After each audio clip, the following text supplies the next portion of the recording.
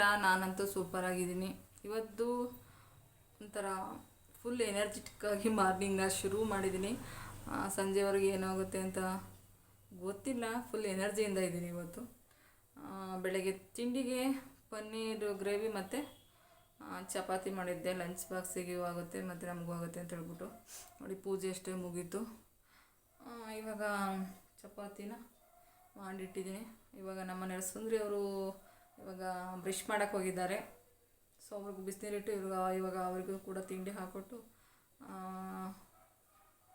ಇವಾಗ daily routine ಏನಿರುತ್ತೆ ಅದನ್ನು ಶೇರ್ ಮಾಡ್ಕೊತೀನಿ. ಹಾಗೆ ಈ ವಿಡಿಯೋ ಇಷ್ಟವಾದಲ್ಲಿ ಒಂದು ಲೈಕ್ ಕೊಡಿ, ಕಮೆಂಟ್ ಮಾಡಿ, ಹಾಗೆ ಸಬ್ಸ್ಕ್ರೈಬ್ ಮಾಡಿ ಗೈಸ್.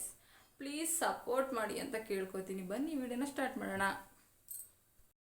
ಇದು ಗೋಧಿ ಹಿಟ್ಟು ಕಲಸೋದು ಮಿಕ್ಸಿದು ಜಾರ್ ಬರುತ್ತಲ್ಲ, ಅದು ಪ್ರೀತಿ ಜಾಡಿಕ ಅವ್ರದ್ದು ಪ್ರಾಡಕ್ಟ್ ತೊಗೊಂಡಿರೋದು ಒಂದು ಮಿಕ್ಸಿ. ಸೊ ಅದಕ್ಕೆ ಇವಾಗ ಅಂದರೆ ಗೋಧಿ ಹಿಟ್ಟನ್ನ ಕಲಸೋಣ ಅಂತ ಹೇಳ್ಬಿಟ್ಟು ಕಲಿಸ್ತಾ ಇದ್ದೀನಿ. ತುಂಬ ಲೇಟಾಗಿಬಿಟ್ಟಿತ್ತು. ಲೇಟ್ ಅಂದರೆ 6:15 ಹಂಗಾಗಿ ಇದರಲ್ಲೇ ಕಲಿಸ್ಬಿಡೋಣ. ಕೈಯಲ್ಲಿ ಕಲ್ಸೋಕೆ ಹೋದರೆ ತುಂಬ ಲೇಟ್ ಆಗಿಬಿಡುತ್ತೆ. ಇದರಲ್ಲಿ ಮತ್ತು ಇದರಲ್ಲಿ ಮಾಡಿದ್ರೆ ಮತ್ತು ಸಾಫ್ಟಾಗೂ ಬರುತ್ತೆ, ಚೆನ್ನಾಗಿ ಒಬ್ಬಿ ಕೂಡ ಬರ್ತವೆ ಚಪಾತಿಗಳು ಅಂತ ಹೇಳ್ಬಿಟ್ಟು ಇದರಲ್ಲೇ ಮಾಡ್ಕೊತಿದ್ದೀನಿ. ಏನಂದರೆ ನಾವು 3 ಜನ ಇದ್ದಾಗ ಯಾವಾಗಲೂ ಟ್ರೈ ಮಾಡೋದು. ಇವತ್ತು ನಮ್ಮ ಅತ್ತೆ ಬೇರೆ ಇರುತ್ತಲ್ವ, ಮತ್ತು ಬಾಕ್ಸಿಗೆಲ್ಲ ಕೊಡಬೇಕಿತ್ತು. ಮತ್ತು ಯಾರಪ್ಪ ಬೆಳಗ್ಗೆನೇ ಎದ್ದು ಗಂಟೆಗಟ್ಟಲೆ ಒಂದು ಅರ್ಧ ಗಂಟೆ ಒಂದು ಕಾಲು ಗಂಟೆನಾದ್ರೂ ಟೈಮ್ ವೇಸ್ಟ್ ಆಗುತ್ತೆ ಚಪಾತಿ ಹಿಟ್ಟು ಕಲ್ಸೋಕ್ಕೆ ಅಂದ್ಬಿಟ್ಟು ನಾನು ಮಿಕ್ಸಿಲೇ ಇದರಲ್ಲೇ ಕಲ್ಸ್ಕೊತಾ ಇದ್ದೀನಿ. ಪನ್ನೀರ್ ಕೂಡ ತಂದಿದ್ರು. ಪನ್ನೀರ್ ಏನಂದರೆ ಪನ್ನೀರ್ ಪಲಾವ್ ಮಾಡೋಣ ಅಂತ ತರಿಸಿದೆ. ಇನ್ನು ಪನ್ನೀರ್ ಪಲಾವ್ ಬೇಡ, ಮಶ್ರೂಮ್ ಪಲಾವ್ ಮಾಡಿದ್ವಲ್ಲ ಮೊನ್ನೆ, ಅದಕ್ಕೋಸ್ಕರ ಪನ್ನೀರು ಗ್ರೇವಿ ಮಾಡಿಬಿಟ್ಟು ಚಪಾತಿ ಮಾಡಮ್ಮ ಅಂತ ಹೇಳಿದ್ಲು ನನ್ನ ಮಗಳು. ರಾತ್ರಿಯೇ ಮಲ್ಕೊಳ್ಳುವಾಗಲೇ ಏನು ಟಿಫನ್ ಮಾಡಬೇಕು ಬೆಳಗ್ಗೆ ಅಂತ ಹೇಳ್ಬಿಟ್ಟು ಮಲ್ಕೋತಾಳೆ. ಅದನ್ನೇ ಮಾಡಬೇಕು, ಇಲ್ಲಾಂದರೆ ತಿಂದೋಗೋದಿಲ್ಲ, ಹಂಗೆ ಹಸ್ಕೊಂಡು ಹೋಗ್ಬಿಡ್ತಾಳೆ. ಬೇಡ ನನಗೆ ನೀನೇ ತಿನ್ಕೊ, ನಂಗೆ ಬೇಡ ಅಂತ. ಇನ್ನು ಅವ್ರು ಹೇಳಿದ್ದೆ ಮಾಡಬೇಕಲ್ವ ಅಂತ ಹೇಳ್ಬಿಟ್ಟು ನಾನು ಕೂಡ ಅದನ್ನೇ ಟ್ರೈ ಮಾಡ್ತಾಯಿದ್ದೀನಿ. ಇವಾಗ ನೋಡಿ ಚಪಾತಿ ಹಿಟ್ಟು ಕಲಸಿದ್ದಾಯಿತು. ಸ್ವಲ್ಪ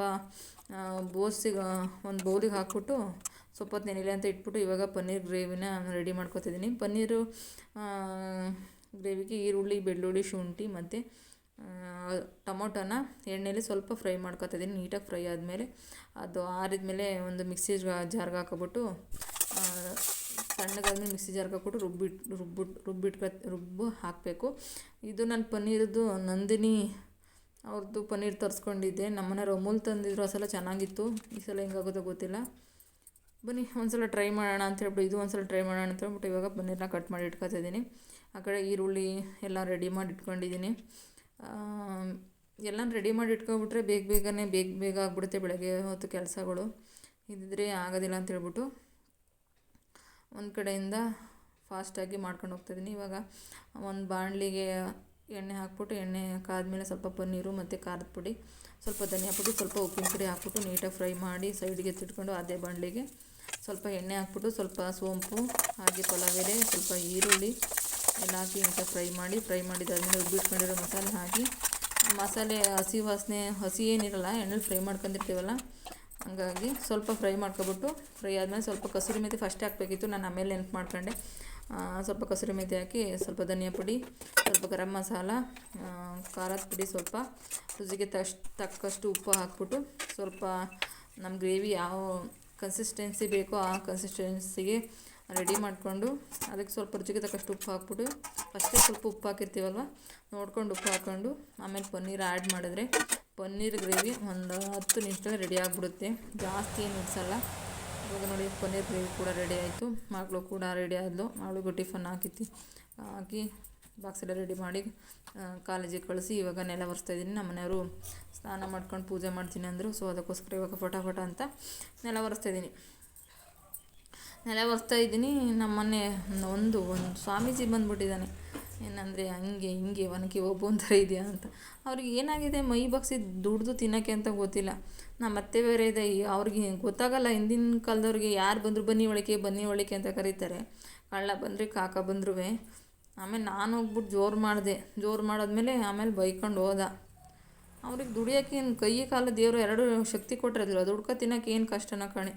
ದುಡಿಯೋಕ್ಕೆ ಭಿಕ್ಷೆ ಬೇಡ್ಕೊಂಡು ತಿಂತವೆ. ಎಷ್ಟೊಂದು ಕಾಲಿಲ್ದರು ಕೈಲಿದ್ರಲ್ಲ ಎಷ್ಟು ಚೆನ್ನಾಗಿ ಜೀವನ ಮಾಡ್ತಿರ್ತಾರೆ. ಇವಕ್ಕೆ ಏನು ಬಂದೈತೆ ಅಂತಲೇ ಗೊತ್ತಿಲ್ವಲ್ಲ. ಸೊ ಅದಾದ್ಮೇಲೆ ಅವನು ಸ್ವಲ್ಪ ಬೈದು ಕಳಿಸಿ ಇವಾಗ ಪಟಾಪಟ ಅಂತಲೇ ಎಲ್ಲ ಒರೆಸಿ ಅವರು ಪೂಜೆ ಎಲ್ಲ ಮಾಡಿ ಆಫೀಸಿಗೆ ಹೋದ್ಮೇಲೆ ಒಂದು 10 ನಿಮಿಷ ಬಿಟ್ಟು ನಾನು ಸ್ವಲ್ಪ ಯೋಗ ಮಾಡಿ ಇವಾಗ ಒಂದು ಸ್ವಲ್ಪ ನಾನು ಯೋಗ ಮಾಡ್ಕೊತೀನಿ. ಅವ್ರು ಹೋದ್ಮೇಲೆ ಯೋಗ ಮಾಡ್ತೀನಿ. ನಮ್ಮ ಅತ್ತೆ ಮುಂದೆ ಯಾರು ಬಂದರೆ ಅವ್ರ ಮುಂದೆ ಕೂತ್ಕೊಂಡು ಯೋಗ ಮಾಡೋಕ್ಕೆ ನಮಗೆ ಒಂಥರ ಸ್ಯಾಟಿಸ್ಫ್ಯಾಕ್ಷನ್ ಆಗೋಲ್ಲ. ಸೊ ಅದಕ್ಕೆ ನಮ್ಮ ಅಮ್ಮನ ಹೊರಗಡೆ ಕೂರಿಸ್ಬಿಟ್ಟು ನಾನು ಇವಾಗ ಯೋಗ ಮಾಡ್ಕೊತಾಯಿದ್ದೀನಿ.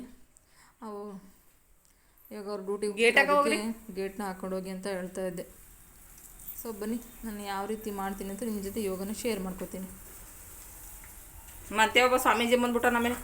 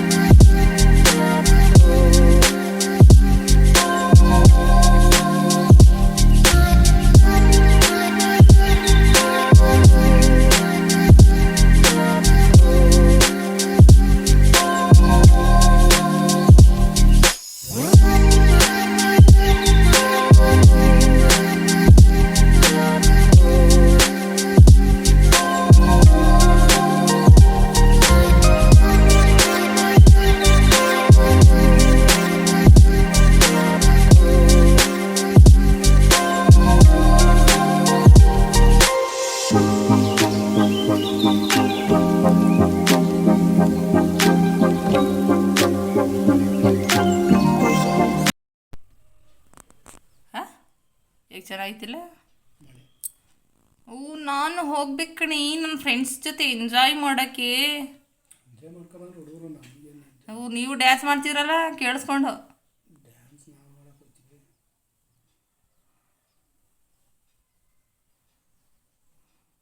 ನಾನು ಹೋಗ್ಬಾರ್ದಾ? ನಿಮ್ಮನ್ನೇ ನೋಡಿ ನೋಡಿ ಬೋರ್ ಹೊಡ್ಬಿಟ್ಟೈತೆ ಅಂತಿದ್ರಿ. ಹಾಂ, ನಾನು ಮತ್ತು ನಮ್ಮ ಮನೆಯವ್ರು ಯಾವ ರೀತಿ ಮಾತುಕತೆ ಆಡ್ತೀವಿ ಅಂತ ಹೇಳ್ಬಿಟ್ಟು. ಇದಾಗಿತ್ತು ಗೈಸ್ ಇವತ್ತಿನ video. Thank you for watching. ಸಿಗ್ತೀನಿ ಮತ್ತೊಂದು ಹೊಸ ವಿಡಿಯೋದಲ್ಲಿ. ಬಾಯ್.